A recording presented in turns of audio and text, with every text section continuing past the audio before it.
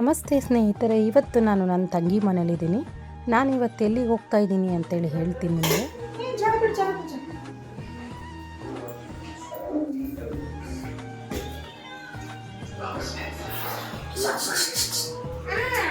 ಏನು ಬಾ ಬಾ ಊಟ ಮಾಡೋಣ ಬಾ. ಈಗ ಬಾ.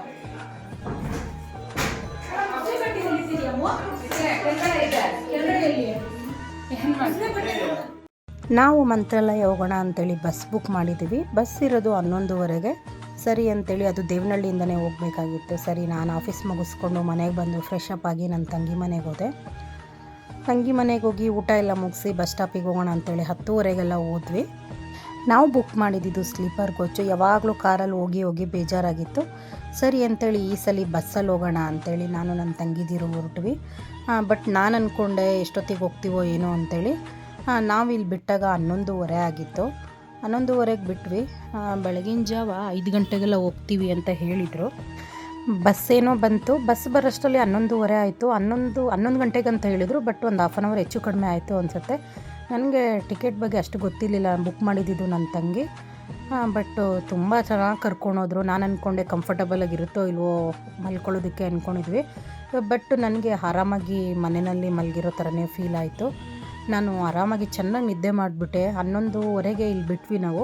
ನಾನು ನನ್ನ ತಂಗಿ ಎಲ್ಲ ಮಾತಾಡಿಕೊಂಡು ಅದು ಇದು ಫೋನೆಲ್ಲ ನೋಡಿಕೊಂಡು ನಾವು ಮಲ್ಗೋಷ್ಟರಲ್ಲಿ 12 ಗಂಟೆ ಆಯಿತು ಅನಿಸುತ್ತೆ. ನಾನು ಟೈಮ್ ನೋಡ್ಕೊಳ್ಳಿಲ್ಲ. ನನಗೆ ಅನಿಸೋ ಪ್ರಕಾರ ಆರಾಮಾಗಿ ನಾವು ಈ ಥರ ಬಸ್ ಬುಕ್ ಮಾಡ್ಕೊಂಡು ಹೋಗೋದೇ ಬೆಸ್ಟ್ ಅನ್ನಿಸ್ತು.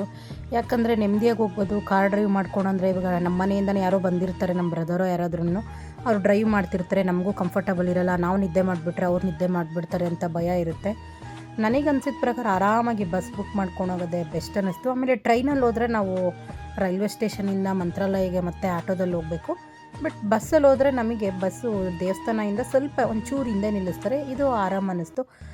ಅಂತೂ ಇಂತೂ ನಾವು ಬೆಳಗ್ಗೆ 5:30ಗೆಲ್ಲ ಮಂತ್ರಾಲಯ ರೀಚ್ ಆದ್ವಿ. ಒಂಥರ ಮಂತ್ರಾಲಯ ಕಾಲಿಡ್ತಿದ್ದಂಗೆ ಏನೋ ಒಂಥರ ಖುಷಿ ಆಗುತ್ತೆ. ಅಲ್ಲಿಂದ ಆದಮೇಲೆ ರೂಮ್ ಬುಕ್ ಮಾಡೋಣ ಅಂತ ಹೊರಟ್ವಿ. ನಾನು ಯಾವಾಗಲೂ ಫಸ್ಟೇ ಇಲ್ಲಿಂದನೇ ರೂಮ್ ಬುಕ್ ಮಾಡ್ಕೊಂಡ್ಬಿಡ್ತಿದ್ದೆ. ಬಟ್ ಈ ಸಲ ಒಂಚೂರು ಯಾಮಾರ್ಬಿಟ್ಟೆ.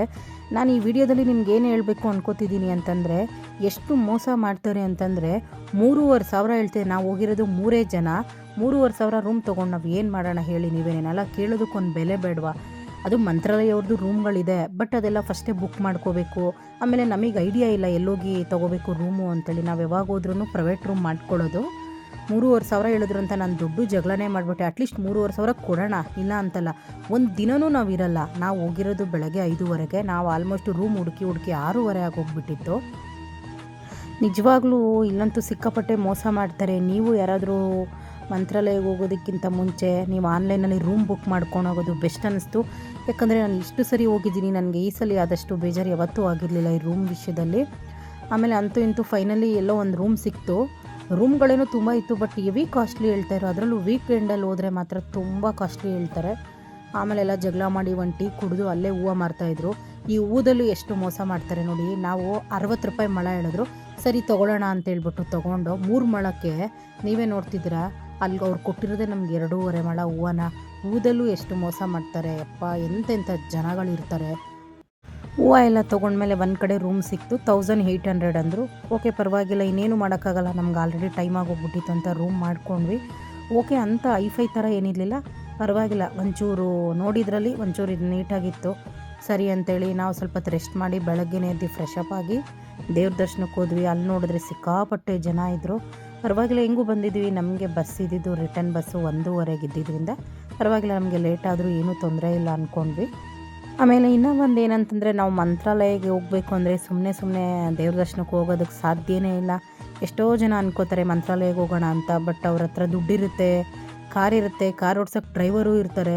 ಬಟ್ ಅವ್ರಿಗೆ ಇಲ್ಲಿ ಹೋಗೋದಕ್ಕೆ ಯೋಗ ಆಗಲ್ಲ. ಬಟ್ ನಾನು ಅಂದ್ಕೊಂಡಾಗ ಹೋಗ್ಬಿಡ್ತೀನಿ. ಅದೇನೋ ನನ್ನ ಪುಣ್ಯ ಅನಿಸುತ್ತೆ. ನಾನು ಯಾವಾಗ ಹೋಗಬೇಕು ಅಂತ ನನ್ನ ಮನಸ್ಸಿಗೆ ಬರುತ್ತೋ ಕೂತ್ಕೊಂಡು ಯೋಚನೆ ಮಾಡ್ತೀನಿ ಹೋಗೋಣ ಅಂತೇಳಿ. ನನ್ನ ತಂಗಿಗೆ ಒಂದು ಫೋನ್ ಮಾಡಿ ಹಿಂಗೆ ಹೋಗೋಣಮ್ಮ ಅಂತಂದರೆ, ಸರಿ ಯಾಕೆ ಹೋಗೋಣ ಅಂತೇಳಿ ಪಟ್ಟನ್ನಂಗೆ ರೆಡಿ ಆಗ್ತಾಳೆ. ಬಟ್ ಎಷ್ಟೋ ಜನ ಅಂತಾರೆ. ನಾನು ಹೋದ ವರ್ಷ ಅಂತೂ ನಾನು 7 ಸಲ ಹೋಗಿದ್ದೀನಿ. ಬಟ್ ನೋಡೋಣ, ಈ ವರ್ಷ ಫಸ್ಟ್ ಜನವರಿ 26 ಬಂದಿದ್ದೀನಿ. ರಾಯರ ದಯೆಯಿಂದ ನನಗೆ ಇನ್ನು ಎಷ್ಟು ಸರಿ ಕರ್ಸ್ಕೋತಾರೆ ಈ ವರ್ಷದಲ್ಲಿ ಅಂತ ನೋಡೋಣ. ನನಗೆ ಇನ್ನೂ ಒಂದು ಏನು ಖುಷಿ ಆಯಿತು ಅಂತಂದರೆ, ನಾನು ನನ್ನ ತಂಗಿ ವಿಡಿಯೋ ಮಾಡೋದು ನೋಡಿ ತುಂಬ ಜನ ನನ್ನನ್ನು ಮಾತಾಡ್ಸಿದ್ರು. ನನಗೆ ಅದಂತೂ ಸಿಕ್ಕಾಪಟ್ಟೆ ಖುಷಿ ಆಯಿತು. ಮನುಷ್ಯ ಸಂಪಾದನೆ ಮಾಡಬೇಕಾಗಿರೋದು ದುಡ್ಡು, ಒಡವೆ, ಆಸ್ತಿ ಅಲ್ಲ, ಯಾವುದು ನಮ್ಮ ಜೊತೇಲಿ ಬರಲ್ಲ. ನಾವು 4 ಜನದ ಹತ್ರ ಒಳ್ಳೆಯವರು ಅನ್ಸ್ಕೊಂಡಿರ್ತೀವಿ, 4 ಜನದ ಪ್ರೀತಿ ವಿಶ್ವಾಸ ಪಡೆದಿರ್ತೀವಿ, ನಮಗಷ್ಟೇ ಸಾಕು. ನನಗೇನು 100K 200K ಫಾಲೋವರ್ಸ್ ಇಲ್ಲ, ಆದ್ರೂ ನನಗಿರೋದ್ರಲ್ಲಿ ನನಗೆ ತುಂಬ ಖುಷಿ. ಅದರಲ್ಲೂ ನನಗೆ ಜನ ಮಾತಾಡಿಸಿ ನನ್ನ ಜೊತೆ ಫೋಟೋ ತೊಗೊಂಡ್ರು. ನನಗದೇನೋ ಒಂಥರ ತುಂಬ ಸಂತೋಷ ಆಯಿತು. ಯಾಕೆ ಅಂತಂದರೆ, ಕೆಲವೊಂದಷ್ಟು ಜನ ಅಂದ ನೋಡಿ ಫ್ರೆಂಡ್ಶಿಪ್ ಮಾಡ್ತಾರೆ, ಇನ್ನೊಂದಷ್ಟು ಜನ ಮನೆ ನೋಡಿ ಮಾಡ್ತಾರೆ, ಇವ್ರ ಹತ್ರ ದುಡ್ಡಿದೆಯಾ ಅಂತೇಳಿ ಫ್ರೆಂಡ್ಶಿಪ್ ಮಾಡ್ತಾರೆ. ಬಟ್ ಇಲ್ಲಿ ನನ್ನನ್ನು ಪ್ರೀತಿಯಿಂದ ಮಾತಾಡಿಸಿದ ಜನದಲ್ಲಿ ನನಗೆ ಅದು ಯಾವುದೂ ಕಾಣಿಸಿಲ್ಲ. ಅವ್ರು ನನಗೆ ನನ್ನ ತಂಗಿಗೆ ಎಷ್ಟು ಆಶೀರ್ವಾದ ಮಾಡಿದ್ರು. ನೀವು ತುಂಬ ಚೆನ್ನಾಗಿ ವೀಡಿಯೋಸ್ ಮಾಡ್ತೀರಾ, ಒಳ್ಳೊಳ್ಳೆ ಸ್ಯಾರಿ ಹಾಕ್ತೀರಾ, ನೀವು ನಿಮ್ಮ ತಂಗಿ ಯಾವಾಗಲೂ ಇದೇ ಥರ ಇರಿ ಅಂದರು. ಬಟ್ ನನಗೆಲ್ಲದಕ್ಕಿಂತ ಖುಷಿ ಏನಾಯಿತು ಅಂದರೆ, ನೀವು ನಿಮ್ಮ ತಂಗಿ ಯಾವಾಗಲೂ ಇದೇ ಥರ ಖುಷಿಯಾಗಿರಿ ಅಂತ ಹೇಳಿದ್ರಲ್ಲ, ಅದಂತೂ ನಂಗೆ ತುಂಬ ಖುಷಿ ಆಯಿತು. ಇದಕ್ಕಿಂತ ನನಗೆ ಇನ್ನೇನು ಆಶೀರ್ವಾದ ಬೇಕು. ಅದರಲ್ಲೂ ನನಗೆ ರಾಯರ ದೇವಸ್ಥಾನದಲ್ಲಿ ಈ ಥರ ಒಂದು ಆಶೀರ್ವಾದ ಸಿಕ್ಕಿದೆ. ಸೊ ನಾನು ಯಾವತ್ತೂ ನನ್ನ ತಂಗಿನ ಕಳ್ಕೊಳ್ಳೋದಕ್ಕೆ ನಾನು ಇಷ್ಟಪಡಲ್ಲ. ಅಂಥ ಸಂದರ್ಭ ಬರಲ್ಲ ಅಂತ ನಾನು ಅಂದ್ಕೊಂಡಿದ್ದೀನಿ. ಬಂದ್ರೂ ರಾಯರಿದ್ದಾರೆ ನಮ್ಮ ಜೊತೆಗೆ, ರಾಯರ ಹತ್ರ ಬರೋದಕ್ಕೆ ಬಿಡಲ್ಲ ಅಂತ ನನಗೆ 100% ನಂಬಿಕೆ ಇದೆ. ನಾವು ಸಾಮಾನ್ಯವಾಗಿ ಮಂತ್ರಾಲಯಗೆ ಯಾರ್ಯಾರ ಜೊತೆನೋ ಬರೋದಕ್ಕಾಗಲ್ಲ. ಸಪೋಸ್ ನಾವು ಬಂದ್ವಿ ಅಂತ ಇಟ್ಕೊಳ್ಳಿ, ಇವಾಗ ಒಂದು 4 ಜನ ಫ್ರೆಂಡ್ಸ್ ಬಂದಿರ್ತೀವಿ. ಸೊ ಅದರಲ್ಲಿ ಯಾರಿಗೆ ಯಾರ ಜೊತೇಲಿ ಇರಬೇಕು ಅನ್ನೋದು ರಾಯರಿಗೆ ಗೊತ್ತಿರುತ್ತೆ.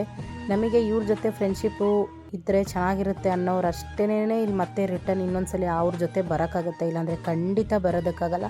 ಯಾಕಂದರೆ ಓನ್ ಎಕ್ಸ್ಪೀರಿಯನ್ಸ್ ನನಗೆ ಆಗಿದೆ. ನಾನು ಇಲ್ಲಿ ತನಕ ಸುಮಾರು ಅವ್ರ ಹೆಸರಲ್ಲಿ ನನಗೆ ಮೆನ್ಷನ್ ಮಾಡೋದಕ್ಕೆ ನನಗೆ ಇಷ್ಟ ಇಲ್ಲ. ನಾನು ಸುಮಾರು ಒಂದು 4-5 ಜನ ಜೊತೆ ಇಲ್ಲಿಗೆ ಬಂದಿದ್ದೀನಿ. ಬಟ್ ಇವತ್ತು ಅವ್ರು ಯಾರೂ ನನ್ನ ಜೊತೇಲಿಲ್ಲ. ಮೇ ಬಿ ರಾಯರಿಗೆ ಗೊತ್ತಿತ್ತೇನೋ ಅವ್ರು ಯಾರೂ ನನ್ನ ಜೊತೇಲಿ ಇರೋದು ಬೇಡ ಅಂತ. ನಾನಂತೂ ರಾಯರನ್ನ ಪೂಜೆ ಮಾಡೋಕ್ಕೆ ಸ್ಟಾರ್ಟ್ ಮಾಡಿದಾಗಿಂದ ತುಂಬ ನೆಮ್ಮದಿಯಾಗಿ ತುಂಬ ಖುಷಿಯಾಗಿದ್ದೀನಿ.